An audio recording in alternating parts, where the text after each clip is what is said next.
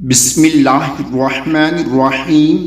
حضرت محمد صلی اللہ علیہ وآلہ وسلم نے یہ دعا اپنی بیٹی حضرت فاطمہ رضی اللہ تعالی عنہا کو سکھائی تھی۔ زندگی بھر صبح و شام ایک مرتبہ پڑھنے کی عادت ڈال لیجیے۔ دعائیں: یا حی یا قیوم برحمتک استغیث اصلح لی شأنی کلہ ولا تکلنی الی نفسی طرفۃ عین۔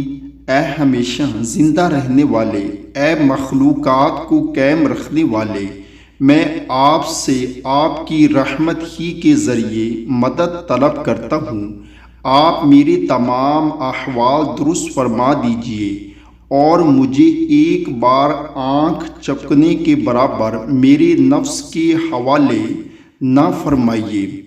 جو شخص یہ دعا ایک مرتبہ پڑھ لے تو گویا اس نے دنیا اور آخرت کی بھلائیاں مانگ لیں۔